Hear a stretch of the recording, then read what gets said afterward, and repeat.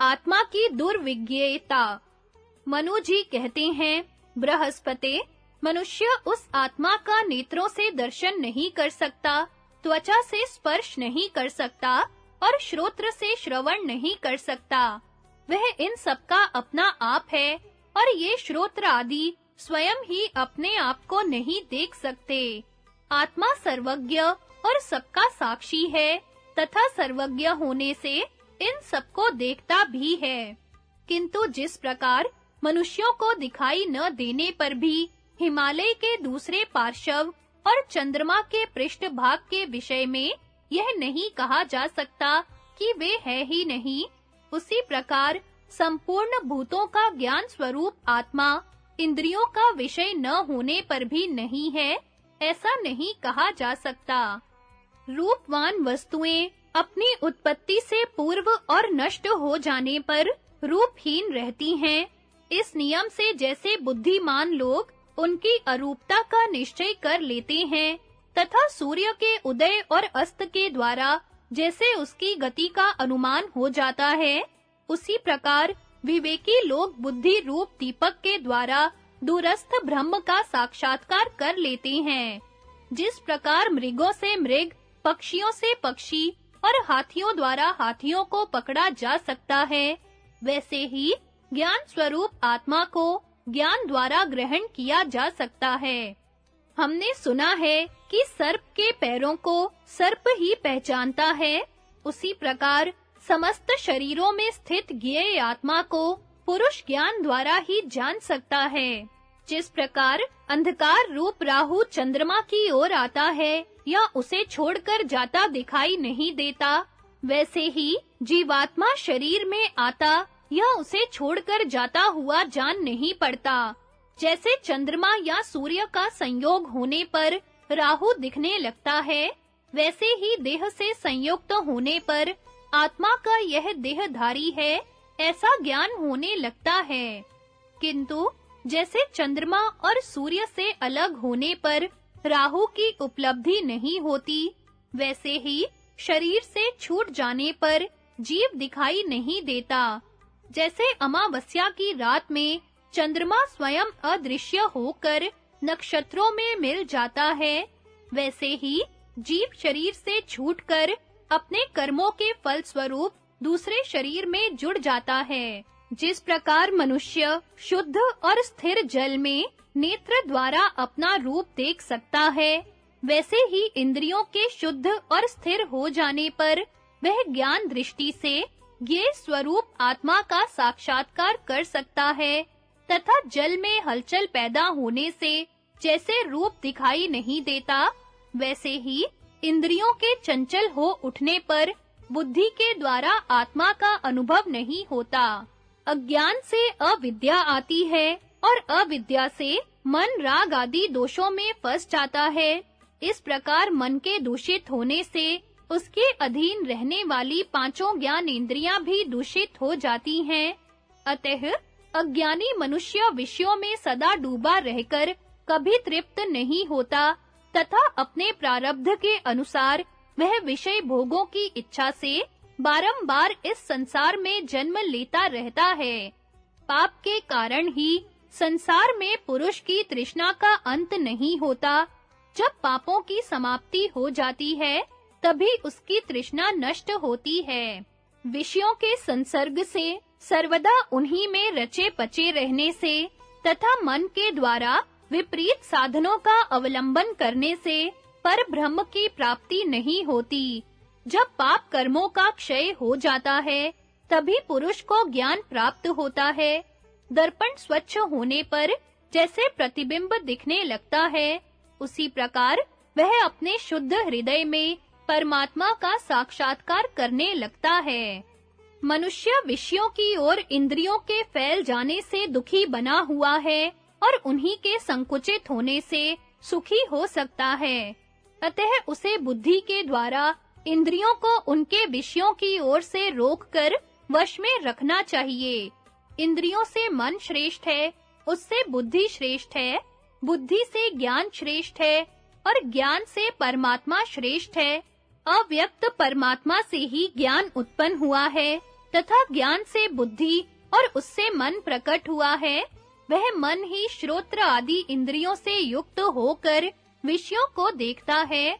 जो पुरुष शब्द आदि विषय, संपूर्ण व्यक्त पदार्थ और प्राकृत विषयों को त्याग देता है, वह अमृत तत्व प्राप्त कर लेता है। परंतु सकाम कर्म करने वाला पुरुष बार-बार जन्म मरण के चक्र में पड़कर सुख दुख आदि कर्म फल को ही भोगता रहता है। इंद्रियों द्वारा विषयों को ग्रहण न करने से पुरुष के विषय तो छूट जाते हैं, परंतु उनमें उसकी आसक्ति बनी रहती है। वह तो तभी छूटती है जब उसे परब्रह्म का साक्षात्कार हो जाता है। जिस समय बुद्धि कर्म जनित गुणों से छूटकर मननात्मिका वृत्ति में स्थित हो जाती है, उस समय मन ब्रह्म में लीन होकर तद्रूप हो जाता है। पर ब्रह्म स्पर्श, श्रवण, रसन, दर्शन, घ्राण और संकल्प सभी प्रकार के कर्मों से रहित है, इसलिए उस तक केवल विशुद्ध बुद्धि की ही पहुंच हो सकती है। विषयों का मन में लय होता है, मन का बुद्धि में और बुद्धि का ज्ञान में और ज्ञान का परमात्मा में लय होता है। इंद्रियां मन को नहीं जानती, मन बुद्धि को नहीं जानता और बुद्धि अव्यक्त आत्मा को नहीं जानती, किंतु अव्यक्त इन सबको जानता है। आत्मदर्शन का उपाय। मनु जी कहते हैं, बृहस्पति जी, जब शारीरिक या मानसिक दुख आ पड़े तो उसके लिए मनुष्य को चिंतित नहीं होना चाहिए। दुख का चिंतन न करना ही उसकी औषधि है। चिंतन करने से तो वह सामने आता है और अधिक बढ़ता जाता है। अतः मानसिक दुख को विचार से और शारीरिक व्याधि को औषधियों से दूर करे। यही विज्ञान की सामर्थ्य है। बच्चों के समान शोक नहीं करना चाहिए। यौवन, रूप, जीवन, धन संग्रह, आरोग्य और प्रियजनों का समागम, ये सब अनित्य ही हैं। विचारशीलों को इनका लोभ नहीं करना चाहिए। जिस दुख का सारे राष्ट्र से संबंध हो, उसके लिए एक व्यक्ति को शोक नहीं करना चाहिए। हाँ, यदि उसे उसके प्रतिकार का कोई उपाय दिखता हो, तो शोक न करके वह उपाय ही करना चाहिए। इसमें संदेह नहीं, मनुष्य की जीवन में सुख की अपेक्षा दुख अधिक है। जो पुरुष इंद्रियों के विषयों में राग करता है, उसे मोहवश मौत के मुंह में जाना पड़ता है। किंतु जो पुरुष सुख दुख दोनों को त्याग देता है, वह पर ब्रह्म को प्राप्त कर लेता है। विचारशीलों को उसके लिए शोक नहीं करना पड़ता। विषयों के उपार्जन में दुख है, उनकी रक्षा करने में भी सुख नहीं है, तथा दुख से ही उनकी उपलब्धि होती है। अतः उनका नाश हो जाए तो चिंता नहीं करनी चाहिए। जिस समय बुद्धि अपने कर्म जनित संस्कारों के सहित चित्त की मननात्मिका वृत्ति में स्थित हो जाती है, उसी समय ध्यान योग जनित समाधि से ब्रह्म का साक्षात्कार हो सकता है। नहीं तो जैसे जल की धारा पर्वत के शिखर से निकलकर ढाल की ओर बहती है, वैसे ही यह गुणात्मिका बुद्धि गुणमय पदार्थों की ओर ही जाती है। जिस समय यह ध्यान योग के द्वारा निर्गुण तत्व तक पहुंच जाती है, उसी समय कसौटी के द्वारा जैसे सुवर्ण को पहचान लिया जाता है, वैसे ही इसे पर ब्रह्म का अनुभव हो जाता है। अतः इंद्रियों के सब द्वारों को रोककर मन में स्थित होना चाहिए। इस प्रकार मन की एकाग्रता होने से परमात्मा की प्राप्ति हो जाती है। जिस प्रकार गुणों का क्षय होने पर पंच महाभूत निवृत्त हो जाते हैं, उसी प्रकार बुद्धि समस्त इंद्रियों के सहित मन में लीन हो जाती है। जब निश्चयात्मिका बुद्धि अंतर्मुख होकर मन में स्थित होती है, तो वह मनः स्वरूप ही हो जाती है। मन अनेक प्रकार के गुणों से युक्त है, किंतु जब वह ध्यान जन्य गुणों से युक्त होता है, तो सब गुणों को त्याग कर निर्गुण ब्रह्म स्वरूप हो जाता है। उस अव्यक्त ब्रह्म का बोध कराने के लिए संसार में कोई दृष्टांत नहीं है।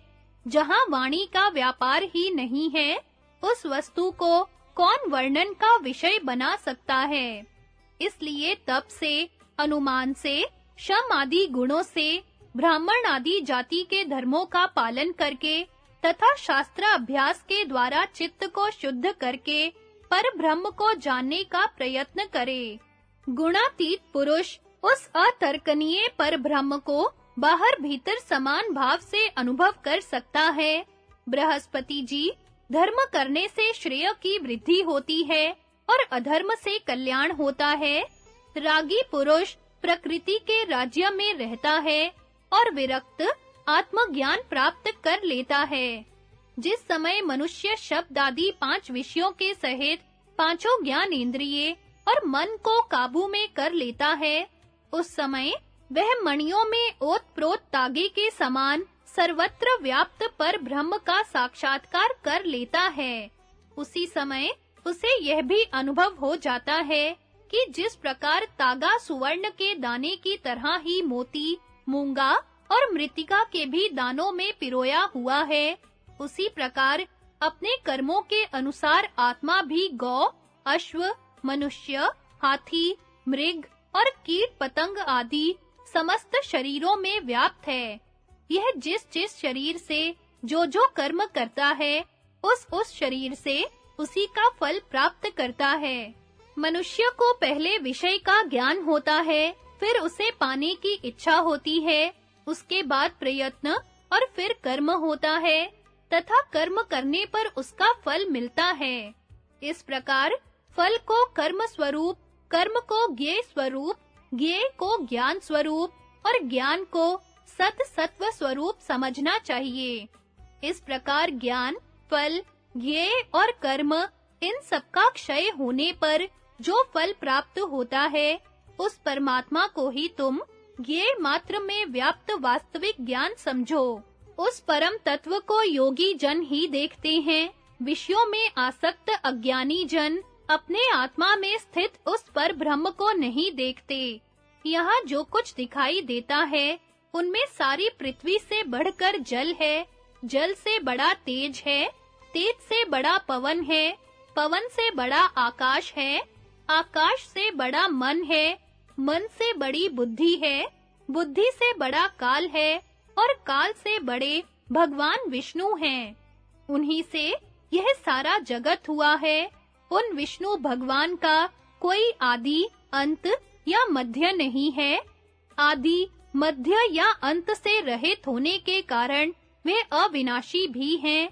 वे संपूर्ण दुखों से परे हैं। दुख ही शांत हुआ करता है। अविनाशी विष्णु ही पर ब्रह्म कहे जाते हैं। वे ही परम धाम और परम पद भी हैं।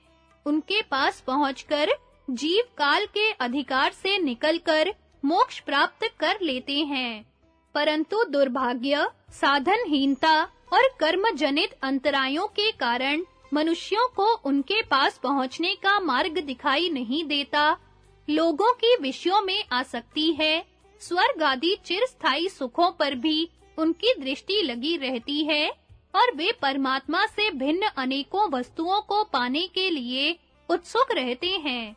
इसी से इन्हें ब्रह्म की प्राप्ति नहीं होती। मनुष्य इस संसार में जिन-जिन विषयों को देखते हैं, उन्हीं को पाना भी चाहते हैं। इस प्रकार वे विषयों के पीछे ही भटकते रहते हैं। निर्विषय परमात्मा को पाने की उन्हें कभी इच्छा नहीं होती। भला जो इन तुच्छ विषयों में फंसा है, वह परब्रह्म परमात्मा को कैसे जान सकता है? वास्तव में परमात्मा अत्यंत दुर्ज्ञेय है। हम ध्यान द्वारा सूक्ष्म हुए मन से उसका अनुभव तो कर सकते हैं, किंतु वाणी से वर्णन नहीं कर सकते। मनुष्य को चाहिए कि ज्ञान द्वारा बुद्धि को निर्मल करे, बुद्धि से मन को शुद्ध करे और मन से इंद्रियों का शोधन करे, तब वह अक्षर परमात्मा को प्राप्त कर सकता है। वह परमात्मा अजन्मा है, पुण्यवानों की परम गति है, स्वयं सिद्ध है, सबकी उत्पत्ति और लय का स्थान है, अविनाशी है, सनातन है, आदि, मध्य और अंत से रहित है तथा अविचल है। उसे जान लेने पर जीव अमृत तत्व प्राप्त भगवान विष्णु से विश्व की उत्पत्ति तथा वराह अवतार का वर्णन। राजा युधिष्ठिर ने पूछा, पितामह, कमल नयन भगवान विष्णु अविनाशी, समस्त जीवों के उत्पत्ति और प्रलय के स्थान अजेय और व्यापक हैं। वे नारायण, ऋषिकेश, गोविंद और केशव इन नामों से भी विख्यात हैं। मैं उनके स्वरूप का तात्विक विवेचन सुनना चाहता हूँ। भीष्म जी बोले, राजन, मैंने यह प्रसंग जमदग्नि नंदन भगवान परशुराम, देवऋषि नारद और कृष्ण द्वैपायन व्यास के मुख से सुना है। महर्षि असित, देवल, वाल्मीकि और मार्कंडेय जी भी इस अद्भुत रहस्य का वर्णन किया करते हैं। भगवान विष्णु सबके ईश्वर और नियंता हैं। वे पुरुष एवं विराट आदि अनेकों नामों से प्रसिद्ध और सर्वव्यापक हैं। लोक में ब्रह्मवेता पुरुष उन शारंग धन्वा भगवान के जिन चरित्रों को जानते हैं तथा पुराण वेता जिनका निरूपण करते हैं, वह सब मैं तुम्हें सुनाता हूँ। वे पुरुषोत्तम संपूर्ण भूतों के आत्मा हैं। उन्हीं ने अपने संकल्प द्वारा आकाश, वायु, अग्नि, जल और पृथ्वी इन पांचों भूतों की रचना की है। उन सर्वभूतेश्वर भगवान विष्णु ने पृथ्वी की रचना करके जल में शयन किया तथा अपने संपूर्ण तेज से संपन्न होकर उन्होंने मन से ही समस्त भूतों के अग्रज भगवान संकर्षण को उत्पन्न किया। ये भगवान संकर्षण ही समस्त भूतों के आधार हैं तथा भूत भविष्यत सभी प्राणियों को धारण करते हैं। इसके बाद उनकी नाभि से एक सूर्य के समान तेजोमय कमल प्रकट हुआ। उससे संपूर्ण भूतों के पितामह भगवान ब्रह्मा प्रकट हुए। ब्रह्मा जी के अंग की कांति से सारी दिशाएं देदीप्यमान हो उठी। इसी समय अंधकार से आदि दैत्य मधु का जन्म हुआ। भगवान पुरुषोत्तम ने ब्रह्मा का हित करने के लिए उस उग्र कर्मा असुर का वध कर डाला। उसका वध करने के कारण ही भगवान को समस्त देवता, दानव और मनुष्य मधुसूदन कहते हैं। इसके पश्चात ब्रह्मा जी ने मरीचि, अत्रि, अंगीरा, पुलस्त्य, पुलह, क्रतु और दक्ष इन 7 मानस पुत्रों को उत्पन्न किया। इनमें सबसे बड़े मरीचि ने मन से ही कश्यप को उत्पन्न किया। महर्षि कश्यप बड़े ही तेजस्वी और ब्रह्मवेताओं में श्रेष्ठ हैं। ब्रह्मा जी ने मरीचि से भी बड़े दक्ष को अपने अंगूठे से उत्पन्न किया था। वह प्रजापति पद पर प्रतिष्ठित हुआ। प्रजापति दक्ष के पहले 13 कन्याएं हुई थी। इनमें दिति सबसे बड़ी थी। समस्त धर्मों को विशेष रूप से जानने वाले परम यशस्वी मरीचि नंदन कश्यप इन सब कन्याओं के पति हुए। इसके बाद दक्ष ने 10 कन्याएं और उत्पन्न की तथा उन्हें धर्म के साथ विवाह दिया। इन कन्याओं से धर्म के वसु, रुद्र, विश्वेदेव, साध्य और मरुदगण ने जन्म लिया। प्रजापति दक्ष के इनसे छोटी 27 कन्याएं और भी हुई। उन सबके पति महाभाग चंद्रमा हुए। कश्यप जी की अन्यान्य स्त्रियों से गंधर्व, अश्व, पक्षी, गौ, किमपुरुष, मत्स्य, उद्भिज और वनस्पति आदि उत्पन्न हुए। अदिति से देवताओं में श्रेष्ठ महाबली आदित्यों का जन्म हुआ। उन्हीं में विष्णु ने वामन रूप से जन्म लिया था। उनके पराक्रम से देवताओं की श्री वृद्धि हुई और दानव तथा दैत्यों का पराभव हुआ। विप्रचित्ति आदि दानव दनु के पुत्र थे तथा दिति से महाबली दैत्यों का जन्म हुआ था।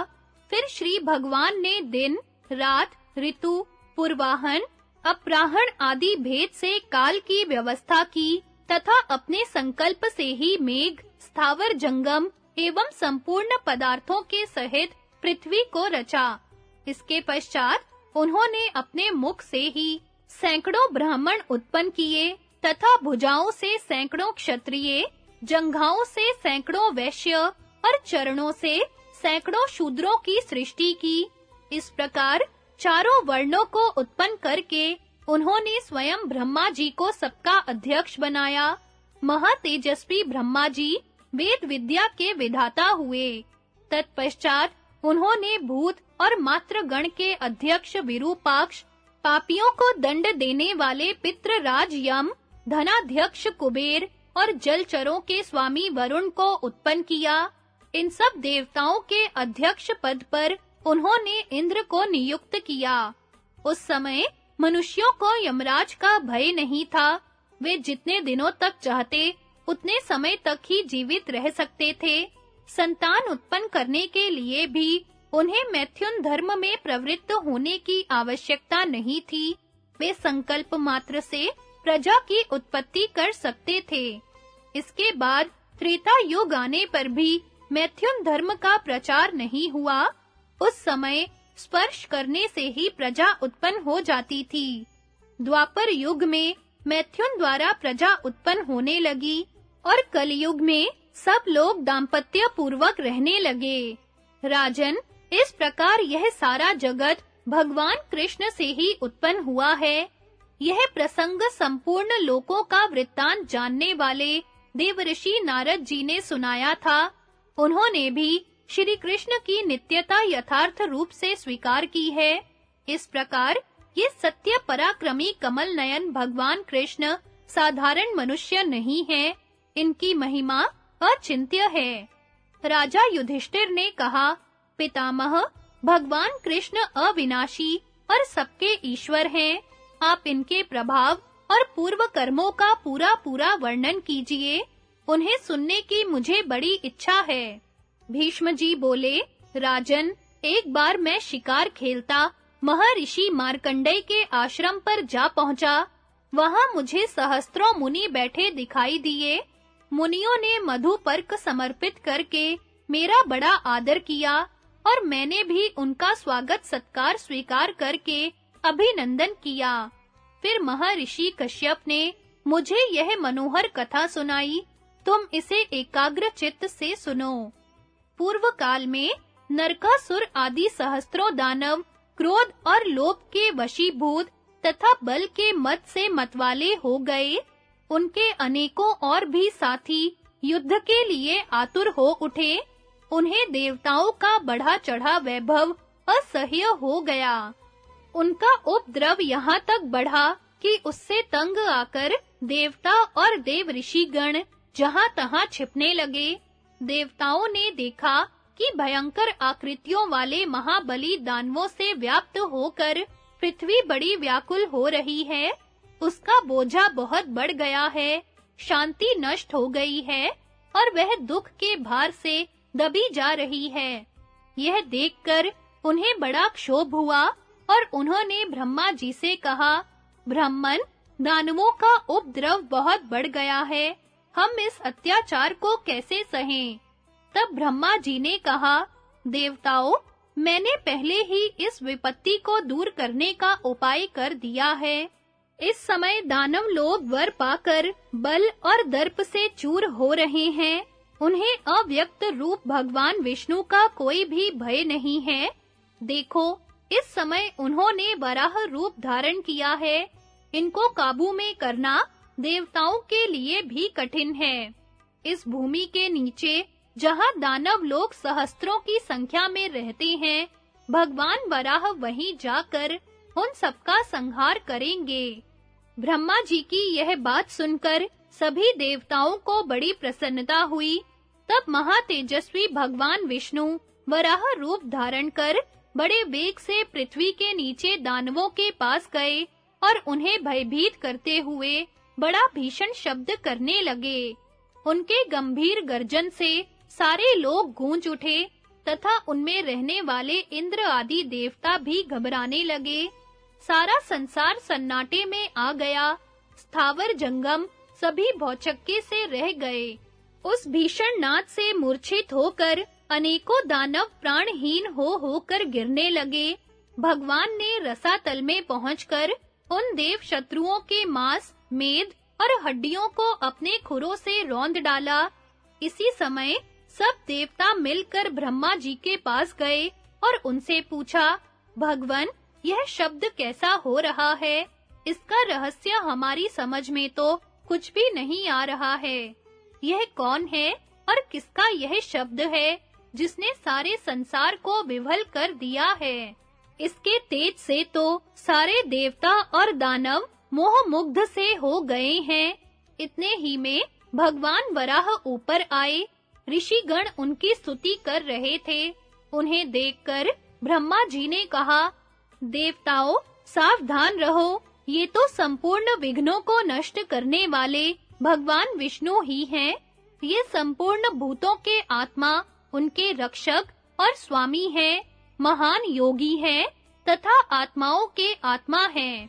देखो, ये महाबली और विशालकाय वराह रूप से समस्त दैत्य राजों को मारकर यहाँ पधार रहे हैं। इन्होंने जो अद्भुत कर्म किया है, उसे तो तुम सब मिलकर भी नहीं कर सकते थे। तुम्हें किसी प्रकार का संताप, भय या शोक नहीं करना चाहिए। ये ही संसार के रचयिता, पालक और संहार करता है। सारे लोकों का उद्धार करते हुए इन्होंने ही यह महान शब्द किया था। ये कमल नयन भगवान ही संपूर्ण लोकों के वंदनीय, अविनाशी और समस्त भूतों के आदि कारण एवं शिष्य के संवाद का उल्लेख करते हुए योग तथा सदाचार का निरूपण। राजा युधिष्ठिर ने पूछा, दादाजी, अब आप मुझे मोक्ष के प्रधान कारण योग का वास्तविक स्वरूप सुनाइए। उसे जानने की मुझे बड़ी इच्छा है।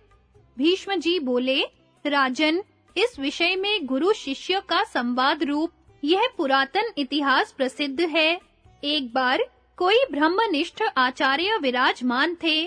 वे बड़े ही तेजस्वी, महात्मा, सत्यनिष्ठ और जितेंद्रिय थे। उनके पास एक बुद्धिमान, कल्याणकामी, समाहित चित्त शिष्य आया। उसने उनके चरण स्पर्श किए और हाथ जोड़कर कहा, भगवन, यदि आप मेरी सेवा से प्रसन्न हैं, तो मेरे मन में एक बड़ा भारी संदेह है। उसे दूर करने की कृपा करें। स्वामिन, मेरा और आपका इस संसार में कहां से आना हुआ है? मैं देखता हूँ कि समस्त भूतों में उनके उपादान कारण समान हैं, तो भी उनमें किन्हीं की वृद्धि और किन्हीं का ह्रास क्यों होता है? तथा वैदिक, स्मार्त और लोक में जो वर्णाश्रम धर्म संबंधी वाक्य प्रसिद्ध हैं, उनका किस प्रकार समन्वय हो सकता है? भगवन, ये सब बातें मुझे स्पष्ट करके समझाने की कृपा करें। गुरु ने कहा, बेटा, सुनो, तुम बड़े बुद्धिमान हो। तुमने जो बात पूछी है, वह वेदों का गूढ़ रहस्य है। यही अध्यात्म तत्व है और यही समस्त विद्या और शास्त्रों का सर्वस्व है। विश्व आत्मा वेद का मूल कारण जो ओंकार है, वह वासुदेव, सत्य, ज्ञान, यज्ञ, तितीक्षा, दम और आर्जव स्वरूप है। वेदज्ञ जन उसी को पुरुष, सनातन और विष्णु भी कहते हैं तथा वही जगत के उत्पत्ति प्रलय करने वाला अव्यक्त और सनातन ब्रह्म भी है। ये वृष्णि वंशोत्पन्न भगवान कृष्ण भी वही है। तुम मुझसे उनका इतिहास सुनो। इन अतुलित तेजस्वी देव भगवान कृष्ण का महात्म्य ब्राह्मण को ब्राह्मणों से, क्षत्रिय को क्षत्रियों से, वैश्य को वैश्यों से और शूद्र को शूद्रों से सुनना चाहिए। तुम श्री कृष्ण का कल्याणकारी चरित्र सुनने के अधिकारी हो, इसलिए सावधान होकर सुनो। श्री कृष्ण ही आदि अंत से रहित काल चक्र हैं। उन्हीं के भीतर ये तीनों लोक चक्र के समान घूम रहे हैं। श्री कृष्ण को ही अक्षर, अव्यक्त, अमृत, सनातन परब्रह्म भी कहते हैं। ये अविनाशी परमात्मा ही पितृ, देवता, ऋषि, यक्ष, राक्षस, नाग, असुर और मनुष्य आदि की रचना करते हैं। इसी प्रकार कल्प के आरंभ में अपनी माया में स्थित होकर ये वेद, शास्त्र और सनातन लोक धर्मों को अभिव्यक्त करते हैं। जिस प्रकार ऋतु परिवर्तन के साथ भिन्न-भिन्न ऋतुओं के लक्षण प्रकट होते रहते हैं, वैसे ही प्रत्येक युग में तदनुरूप भावों की अभिव्यक्ति होती रहती है तथा काल क्रम से उन युग आदि में जिस समय जो जो वस्तु भासती है उस समय लोक यात्रा के द्वारा उसी प्रकार का ज्ञान उत्पन्न होता रहता है। कल्प के अंत में वेद और इतिहासों का लोप हो जाता है। उन्हें सर्ग के आरंभ में भगवान स्वयं भू के आदेश से महर्षि लोग तप द्वारा फिर प्राप्त कर लेते हैं। उस समय स्वयं भगवान ब्रह्मा जी को वेद का, बृहस्पति जी को वेदांगों का, शुक्राचार्य को नीति शास्त्र का, नारद जी को गंधर्व विद्या का, भरद्वाज को धनुर्विद्या का, गार्ग्य को देव ऋषियों के चरित्र का और कृष्णात्रेय को चिकित्सा शास्त्र का ज्ञान होता है। उसी समय अनेकों शास्त्रज्ञ न्याय आदि विभिन्न तंत्रों की रचना करते हैं। उन्होंने युक्ति, शास्त्र और आचरण के द्वारा जो कुछ उपदेश किया है, तुम्हें वही करना चाहिए। पर ब्रह्म अनादि और सबसे परे है, उसे देवता और ऋषि भी नहीं जानते। उसे तो एकमात्र जगत पालक भगवान नारायण ही जानते हैं। नारायण से ही ऋषि, मुख्य देवता और असुर तथा पुराने राज ऋषियों ने उस ब्रह्म को जाना है। वह ब्रह्म ज्ञान समस्त दुखों का परम औषध है। जब प्रकृति पुरुष से अधिष्ठित विविध पदार्थों को रचने लगती है, तो उससे कारण सहित जगत उत्पन्न होता है। पहले अव्यक्त प्रकृति से बुद्धि उत्पन्न होती है, उससे अहंकार, अहंकार से आकाश, आकाश से वायु, वायु से तेज, तेज से जल और जल से पृथ्वी उत्पन्न होती है। ये 8 मूल प्रकृतियां हैं। सारा जगत इन्हीं में स्थित है। इन्हीं से 5 ज्ञानेंद्रियां, 5 कर्मेंद्रियां, 5 विषम और 1 मन, ये 16 विकार होते हैं। श्रोत्र, त्वक, चक्षु, जिह्वा और घ्राण, ये 5 ज्ञानेंद्रियां हैं। पाद, पायु, उपस्थ, हस्त और वाक, ये 5 कर्मेंद्रियां हैं। शब्द, स्पर्श, रूप, रस और गंध, ये 5 विषय हैं। तथा इन सब में व्यापक जो सर्वगत चित्त है, वह मन है। मन सर्वरूप है। रस ज्ञान के समय यह जिह्वा रूप हो जाता है तथा बोलने के समय यही वाक कहा जाता है। इस प्रकार भिन्न-भिन्न इंद्रियों के साथ मिलकर उनके रूप में मन ही व्यक्त होता है। मन को सत्व गुण का कार्य कहा है और सत्व को अव्यक्त का। अतः बुद्धिमान पुरुष को चाहिए कि वह आत्मा को समस्त भूतों के आत्मा अव्यक्त में स्थित जाने। इस प्रकार ये संपूर्ण पदार्थ प्रकृति से अतीत उस निरंजन देव में स्थित होकर संपूर्ण चराचर जगत का निर्वाह कर रहे हैं। वह परमात्मा इन पदार्थों से संपन्न इस 9 द्वारों वाले पवित्र नगर को व्याप्त करके इसमें शयन करता है, इसलिए उसे पुरुष कहते हैं। वह पुरुष जरा मरण से रहित, व्यापक, सर्वज्ञत्वादी गुणों वाला, सूक्ष्म और समस्त भूत एवं गुणों का आश्रय है। जिस प्रकार अग्नि काष्ठ में व्याप्त रहने पर भी दिखाई नहीं देती, उसी प्रकार आत्मा शरीर में रहता तो है किंतु दिखाई नहीं देता। तथा जिस तरह यत्न पूर्वक मथने पर काष्ठ में छिपी हुई अग्नि प्रकट हो जाती है, वैसे ही योगाभ्यास के द्वारा शरीर में स्थित आत्मा का साक्षात्कार हो सकता है। जिस प्रकार स्वप्नावस्था में 5 ज्ञानेंद्रियों के सहित जीवात्मा इस शरीर को छोड़कर अन्यत्र चला जाता है, वैसे ही मृत्यु के बाद भी वह अन्य शरीर ग्रहण कर लेता है। कर्म के द्वारा ही इस देह का बाध होता है। कर्म से ही अन्य देह की उपलब्धि होती है तथा अपने किए हुए प्रबल कर्म के द्वारा ही वह अन्य शरीर में ले जाया जाता है। राजन, जंगम और स्थावर जो 4 प्रकार के प्राणी हैं, वे अव्यक्त से उत्पन्न हुए हैं और अव्यक्त में ही समा जाते हैं। जिस प्रकार पीपल के बीच में अव्यक्त रूप से बड़ा भारी वृक्ष समाया हुआ है, किंतु वृक्ष रूप में आने पर वह व्यक्त हो जाता है, वैसे ही इस सारे संसार की अव्यक्त से उत्पत्ति होती है। जिस तरह लोहा अचेतन होने पर भी चुंबक की ओर खिंच जाता है, वैसे ही शरीर के उत्पन्न होने पर उसके स्वाभाविक संस्कार तथा अविद्या, काम, कर्म आदि दूसरे गुण उसकी ओर खिंच आते हैं। आत्मा सबसे पहले विद्यमान था, वह नित्य, सर्वगत, मन का भी हेतु और उपलक्षण है। अज्ञान रूप कर्म ही जगत की उत्पत्ति का कारण बताया गया है। इन कारणों से युक्त होकर जीव कर्मों का संग्रह करता है तथा कर्मों से वासना और वासनाओं से पुनः कर्म होते हैं। इस प्रकार यह आदि अंत शून्य महान संसार चक्र चलता रहता है। जिस प्रकार तेली लोग तेल से युक्त होने के कारण तिलों को पेरते हैं, उसी प्रकार यह सारा जगत आसक्तिग्रस्त होने के कारण अज्ञान जनित भोगों द्वारा कर्म चक्र में पेरा जा रहा है। जीव अहंकार के अधीन होकर तृष्णा के कारण कर्म करता है और वह कर्म आगामी कार्य कारण संयोग में हेतु बन जाता है। अतः विवेकी पुरुष को क्षेत्र और क्षेत्रज्ञ का अंतर जान लेना चाहिए। इन दोनों के तादात्म्य का सा अभ्यास हो जाने से जीव ऐसा हो गया है कि उसे अपने शुद्ध स्वरूप का पता ही नहीं लगता। भीष्म जी कहते हैं, राजन, इस प्रकार गुरुदेव ने शिष्य की शंका का समाधान किया। जैसे भुने हुए बीजों से फिर अंकुर नहीं निकलते, उसी प्रकार ज्ञान अग्नि से दग्ध हुए अविद्या आदि कलेश फिर आत्मा का स्पर्श नहीं कर सकते।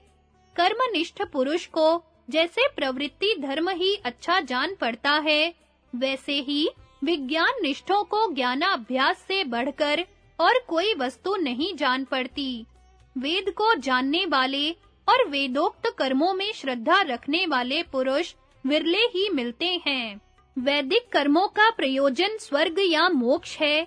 इनमें अधिक महत्वपूर्ण होने के कारण बुद्धिमान लोग सबके द्वारा प्रशंसित निवृत्ति रूप मोक्ष मार्ग को ही चाहते हैं।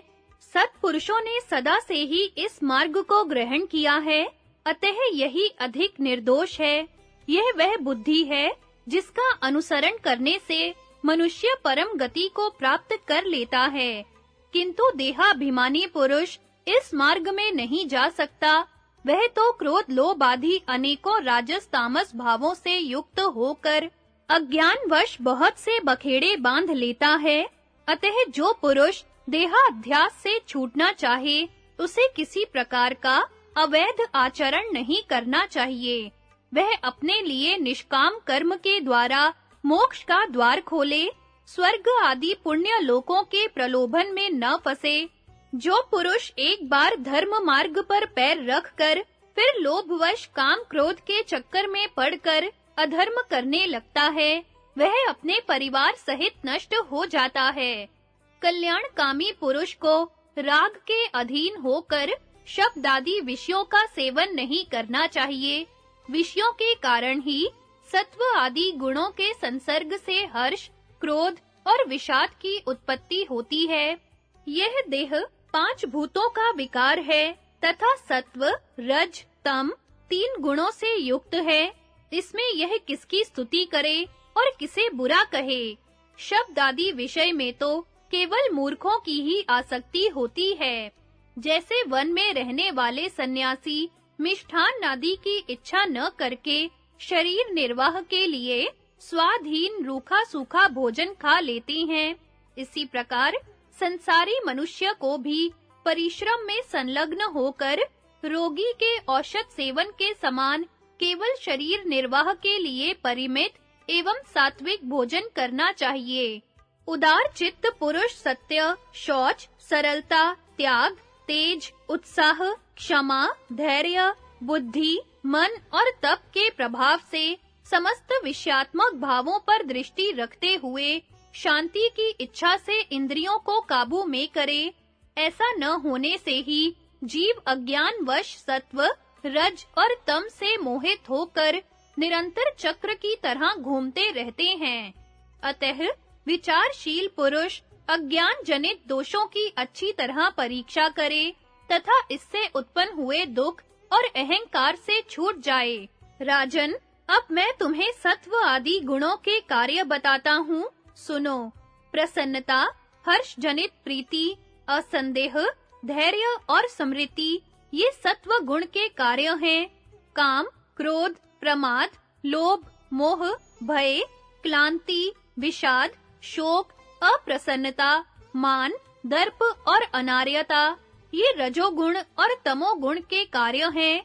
इन दोषों की गौरव लाघव का विचार करके फिर इस बात की परीक्षा करें कि इनमें से मुझ में कौन सा दोष कितना-कितना बना हुआ है।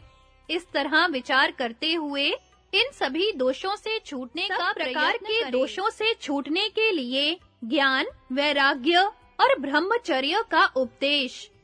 राजा युधिष्ठिर ने पूछा, दादाजी, मनुष्य को किन दोषों का मन से त्याग करना चाहिए, किन्हें बुद्धि से शिथिल करना चाहिए, कौन दोष बारंबार आ जाते हैं और कौन मोहवश फलहीन से जान पड़ते हैं। बुद्धिमान पुरुष अपनी बुद्धि से युक्ति पूर्वक इन दोषों के बलाबल का विचार करे।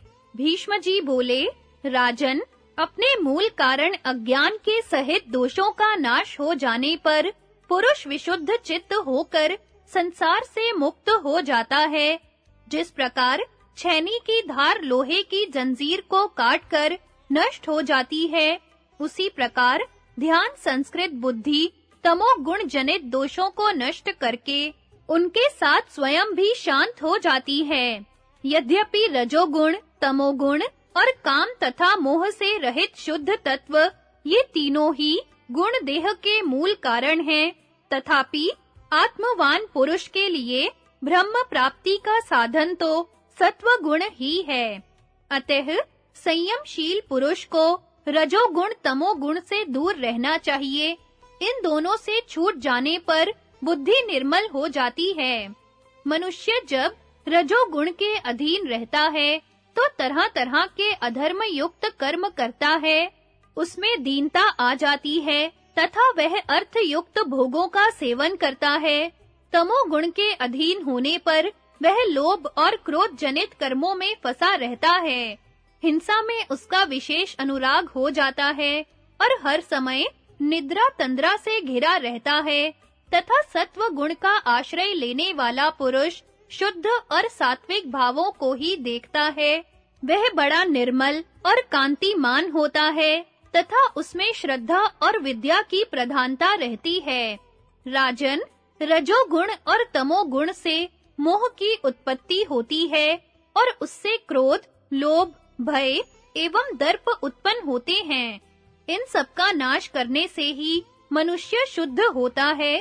ऐसा शुद्ध चित्त पुरुष ही उस अक्षय, अविनाशी, सर्वव्यापक, अव्यक्त परमात्मा का साक्षात्कार कर सकता है। उसी की माया से आवृत्त हो जाने पर मनुष्यों के ज्ञान और विवेक का नाश हो जाता है तथा वे अज्ञान और मोह के अधीन होकर क्रोध के चंगुल में फंस जाते हैं। क्रोध से काम उत्पन्न होता है और फिर लोभ, मोह, मान, दर्प एवं अहंकार का उन्मेष हो जाता है तथा अहंकार से कर्म में प्रवृत्ति होने लगती है। इस प्रकार जब कर्म होने लगते हैं तो जन्म मरण का निमित्त भी बन जाता है तथा जिसे जन्म लेना है उसे शुक्र और शोणित का संयोग होने पर मल मूत्र से भरे हुए रक्त से लथपथ गर्भ स्थान में रहने की नौबत भी आ ही जाती है। अतः तृष्णा से तिरस्कृत और काम क्रोध आदि से बंधे हुए पुरुष को यदि उनसे पार पाने की इच्छा हो तो वह प्रयत्न पूर्वक स्त्रियों के संसर्ग से दूर रहे, क्योंकि स्त्रियां भयंकर कृत्या के समान हैं। ये अज्ञानी मनुष्यों को मोह में डाल देती हैं। स्त्री से ही उसके रज और अपने वीर्य द्वारा संतान की उत्पत्ति होती है।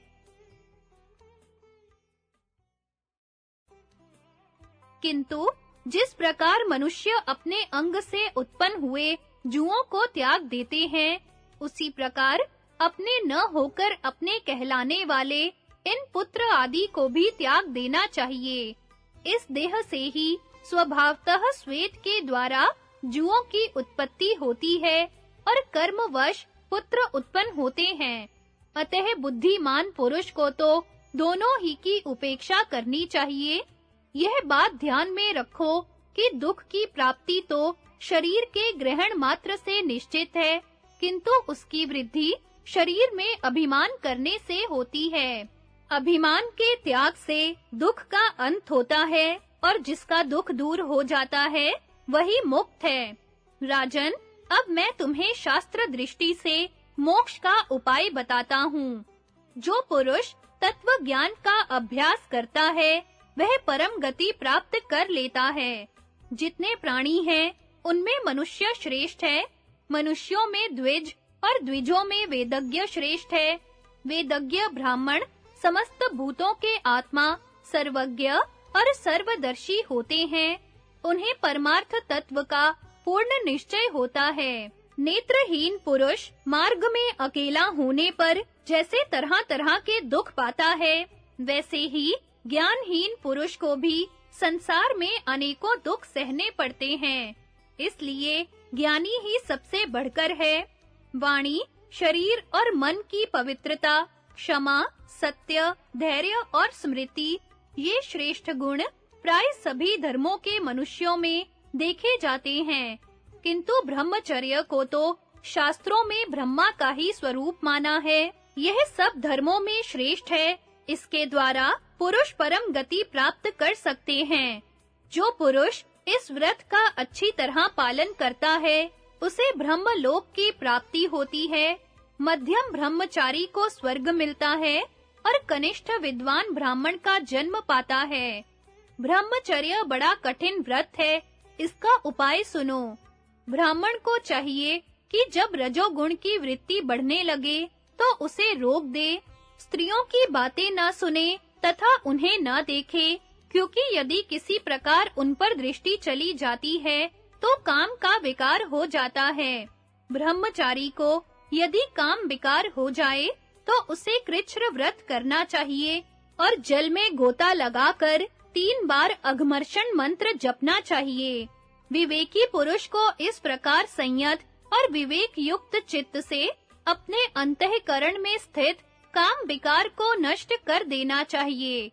जो पुरुष यह जानते हैं कि वीर्य की गति ही वर्ण संकरता करने वाली है, वे विरक्त और निर्दोष हो जाते हैं तथा उन्हें पुनः देह की प्राप्ति नहीं होती। वे केवल देह निर्वाह के लिए कर्म करते हैं, मन के द्वारा निर्विकल्प अवस्था में स्थित हो जाते हैं और प्राणों को सुषुम्ना मार्ग में ले जाकर अंत में मोक्ष प्राप्त करते हैं। तथा जिन्हें ऐसा बोध हुआ है कि विश्व रूप में मन ही स्थित है, उन महात्माओं का प्रणवोपासना परिशुद्ध मन प्रकाश पूर्ण और निर्मल हो जाता है। अतः मन को वश में करने के लिए मनुष्य को निष्काम कर्म करने चाहिए। इससे वह रजोगुण तमोगुण से छूटकर यथेच गति प्राप्त कर के लिए प्रयत्न करने का उपदेश। भीष्म जी कहते हैं, युधिष्ठिर, विषय भोगों में आसक्त रहने वाले प्राणी सदा दुख भोगते रहते हैं। जो महात्मा उनमें आसक्त नहीं होते, वे ही परम गति को प्राप्त होते हैं। यह जगत जन्म, मृत्यु और वृद्धावस्था के दुखों, नाना प्रकार के रोगों तथा मानसिक चिंताओं से पूर्ण है। ऐसा समझकर बुद्धिमान पुरुष को मोक्ष के लिए ही प्रयत्न करना चाहिए। वह मन, वाणी और शरीर से पवित्र रहकर अहंकार को त्याग दे तथा शांत चित्त, ज्ञानवान एवं निष्काम होकर भिक्षावृत्ति से जीवन निर्वाह करता हुआ सुख पूर्वक विचरे।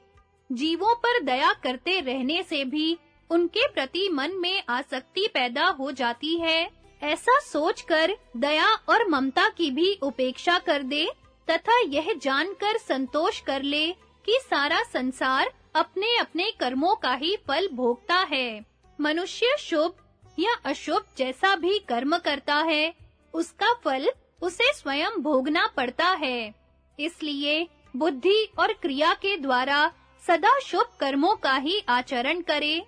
किसी भी जीव की हिंसा न करना, सत्य बोलना, सब प्राणियों के प्रति सरल होना, क्षमा करना और प्रमाद से बचना, इतने गुण जिस पुरुष में मौजूद हो, वही सुखी होता है।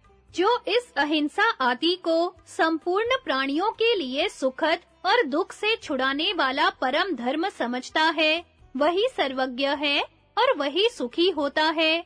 इसलिए बुद्धि के द्वारा मन को समाहित करके किसी भी प्राणी के प्रति राग द्वेष न करे, किसी का अहित न सोचे, दुर्लभ वस्तु की कामनाएं न करे तथा नश्वर पदार्थों की चिंता छोड़ दे और सफल प्रयत्न करके मन को ज्ञान के साधन में लगा दे।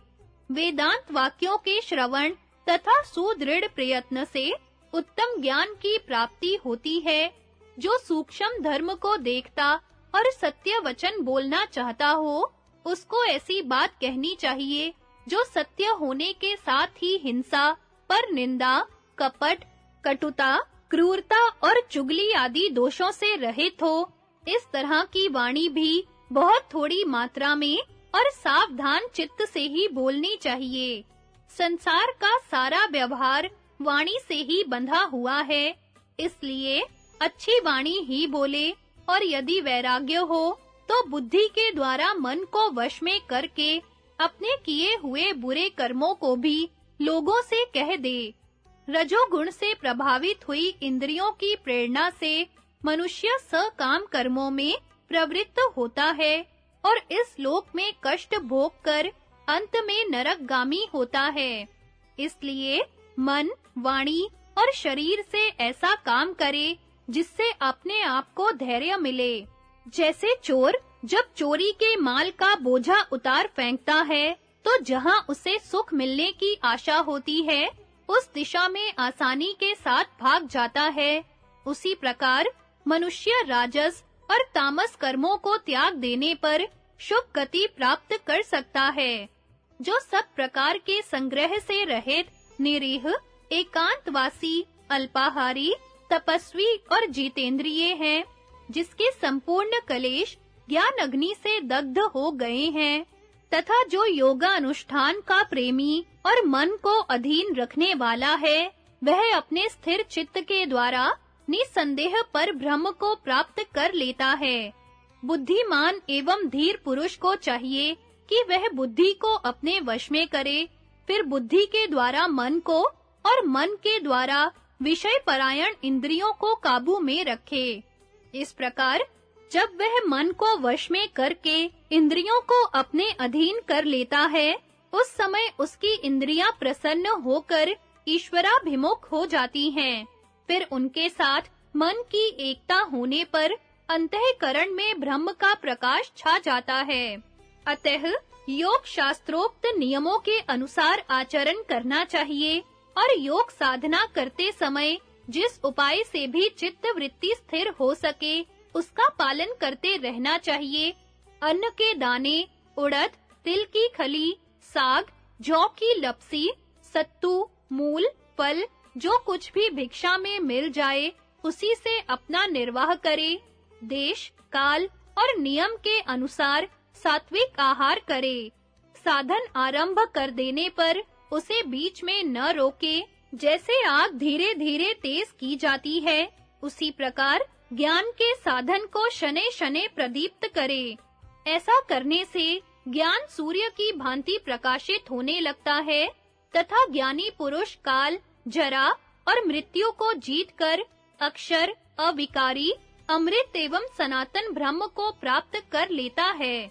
निष्कलंक ब्रह्मचर्य व्रत का पालन करने की इच्छा रखने वाले पुरुष को स्वप्न के दोषों पर दृष्टि रखते हुए निद्रा का सर्वथा त्याग कर देना चाहिए, क्योंकि स्वप्न में जीवों को प्राय रजोगुण और तमोगुण घेर लेते हैं।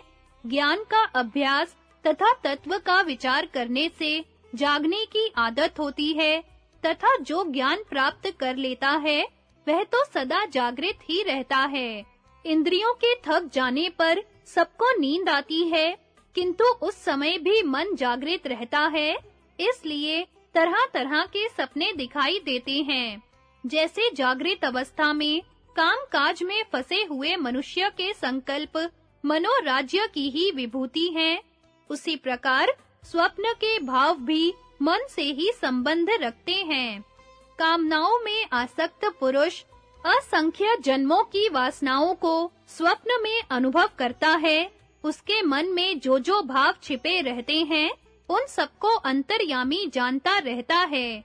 पूर्व जन्म के कर्मों के अनुसार यदि सत्व, रज या तम कोई भी गुण प्राप्त होता है, तो उससे मन पर जैसे संस्कार पड़ते हैं, सूक्ष्म भूतों की प्रेरणा से स्वप्न में वैसे ही आकार प्रकट हो जाते हैं। उस स्वप्न का दर्शन होते ही सात्विक, राजस और तामस गुण उसे सुख दुख का अनुभव कराने के लिए आ पहुंचते हैं। जागृत अवस्था में इंद्रियों के द्वारा हृदय में जो संकल्प उठते हैं, स्वप्न में भी यह मन उसी संकल्प को प्रसन्नता के साथ पूर्ण होता देखा करता है। आत्मा के ही प्रभाव से आकाश आदि संपूर्ण भूतों में मन की पहुंच होती है, उसे कहीं भी रुकावट नहीं होती। अतः आत्मा को अवश्य जानना चाहिए, क्योंकि आकाश आदि सभी देवता आत्मा में ही स्थित हैं। तपस्या से मन के अज्ञान अंधकार का नाश हो जाता है, फिर उसमें सूर्य की भांति ज्ञानमय प्रकाश फैल जाता है। देवताओं ने तप का आश्रय लिया है और असुरों ने तपस्या में विघ्न डालने वाले दंभ, दर्प आदि तम को अपनाया है, किंतु यह ब्रह्म तत्व गुण प्रधान देवता और असुरों से गुप्त है, उन्हें इसका पता नहीं है, क्योंकि तत्ववेता पुरुष इसे ज्ञान स्वरूप बतलाते हैं। सत्वगुण, रजोगुण तथा तमोगुण ये ही देवता और असुरों के गुण हैं। इनमें सत्व गुण तो देवताओं का है और शेष दोनों गुण असुरों के हैं। ब्रह्म इन सभी गुणों से अतीत, अक्षर, अमृत, स्वयं प्रकाश और ज्ञान स्वरूप है। शुद्ध अंतःकरण वाले महात्मा ही उसे जान पाते हैं। जो जानते हैं वे परम गति को प्राप्त हो जाते हैं। तत्वदर्शी महापुरुष ही ब्रह्म के विषय में कुछ युक्ति युक्त बातें कह सकते हैं, अथवा मन और इंद्रियों को विषयों की ओर से हटाकर एकाग्र होने से भी उस अक्षर ब्रह्म का ज्ञान होता है।